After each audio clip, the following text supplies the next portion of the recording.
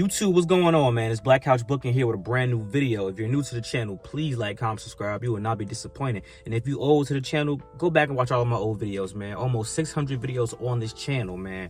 Hey, man, it's a blessing. And thank you for the 6K subscribers, guys. You guys are the best.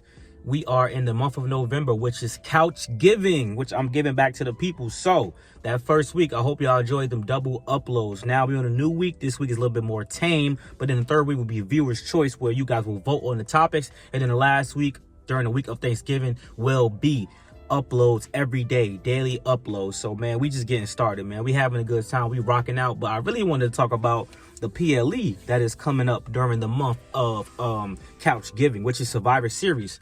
So far, we really only got one match confirmed, which is basically the OG Bloodline versus the new Bloodline, which all of us expected. And let me just touch on that real quick. I know you guys see what the thumbnail and the title of the video is, but we're talking about the whole Survivor Series. So let me just get this out the way right now.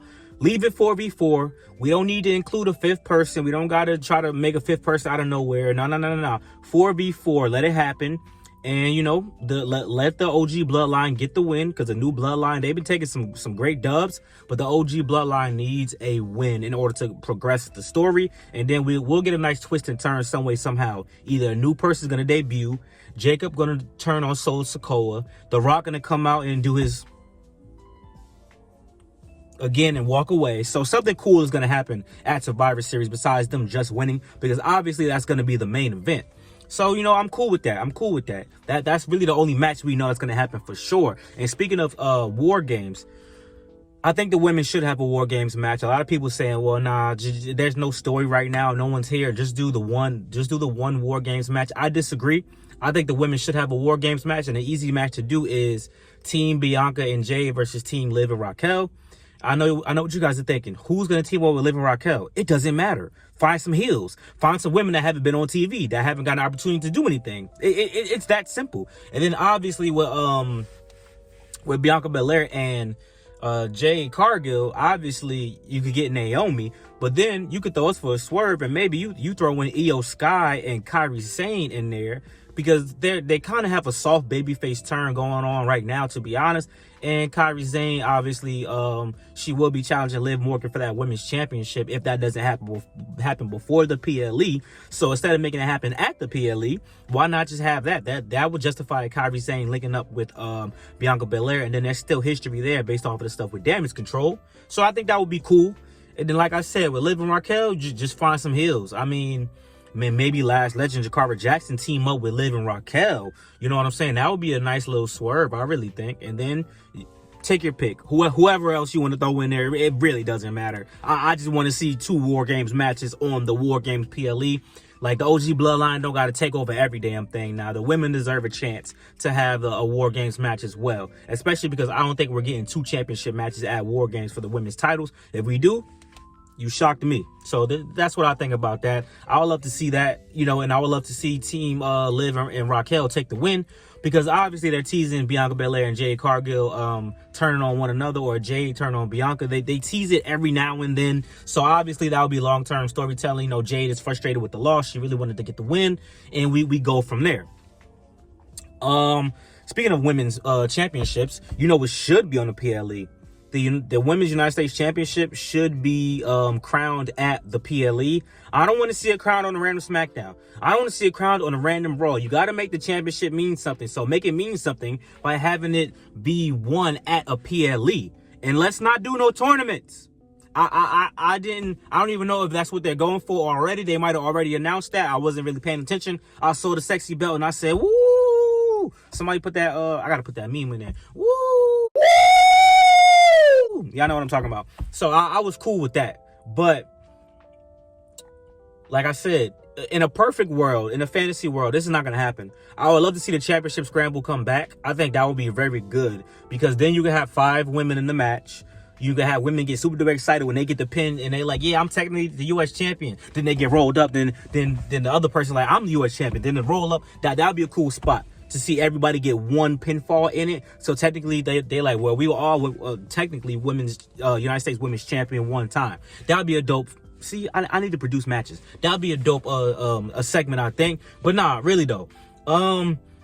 and we already talked about this during stream. If you didn't catch the stream, it's on my my channel. The stream that happened on Friday. But realistically, I think some great choices will obviously be, for me, Chelsea Green. It will probably be people's top choice. I just don't know if they're gonna do that. If they did it, it will work very fine. It would be a nice pop, and people will be into it. But Naomi, Mia Yim are two good choices for me as well. And people say, well, Mia Yim's not that popular. Well, I mean, Mia Yim had hella momentum. She beat Chelsea Green and Piper Niven. She beat Chelsea Green in the dumpster match. So should she not be able to at least compete for the title? So it should be a multi-person match for sure, because Mia Yim had hella momentum. She was getting over. You know what I'm saying? People were happy that she was beating them. So y'all can't say that. But obviously, you do want to make this title prestigious. You want the first person to have that title to really be over with the fans. So I think Naomi would be a good choice, if not Chelsea Green. But I don't know what they're gonna do with Naomi. I have something else in mind for Naomi. I'll talk about that in a second. So that'll be very interesting to see, what happens with that. I think it should be at the PLE. Most likely it's not gonna be. It's probably gonna be the Smackdown before the PLE, which sucks. Cause it's like, bro, why not just it don't gotta be a super duper long match. It's about establishing who's the women's mid-card champion and building history. And someone told me that championship is supposed to be defended on Raw and SmackDown. So if that is the case, you can also pull some people from Raw. In a perfect world, and I'm not being biased, y'all. He's about to say Zelina Vega. No, that's not for that reason. Because I love her. But if you did Zelina Vega versus Ivy Nile for the United States Women's Championship, it would make sense, because American Made is going against LWO right now. And you really want to tap into what's going on with the world, with the guy who just won the presidency. I mean, you have the Latinos versus the super duper conservative American stable. I mean, you're already doing that right now. So what if they fought for the United States Championship? You know what I'm saying? I think that would be crazy. And then whoever won, I really wouldn't be mad, because it would be good heat for Ivy Nile to beat the Latin American woman. But it will also be a great, coming of age story for the Puerto Rican woman to win the United States Championship, especially after a certain comedian made jokes about Puerto Rico. Shout out to Puerto Rico, by the way. I like Puerto Rico. I want to go.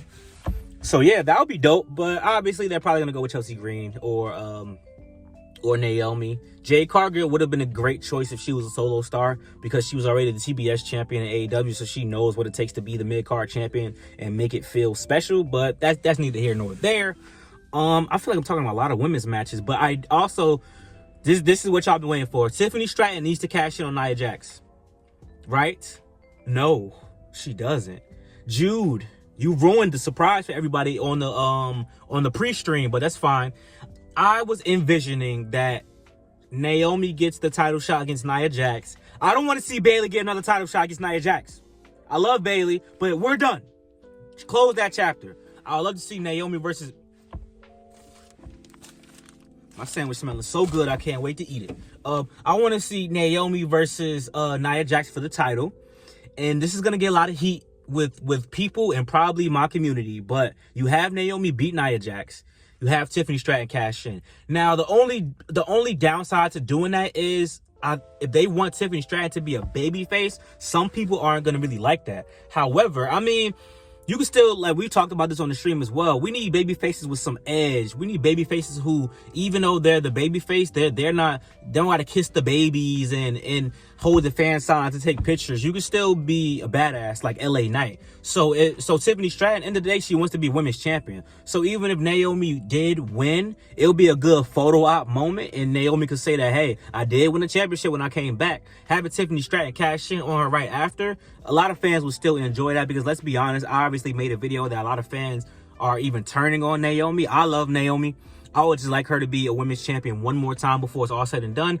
But I am still under the belief that because she walked out, she came back. I still think that WWE isn't fully embracing her or really going to give her anything of significance. At the end of the day, Triple H is still a Vince McMahon guy, so I think they are in some way, and Bruce Pritchard as well as there. So they are kind of punishing her on some slick stuff. Obviously, she did WrestleMania. She came back at Royal Rumble, blah, blah, blah. But I don't think she'll do anything of significance as far as being a champion.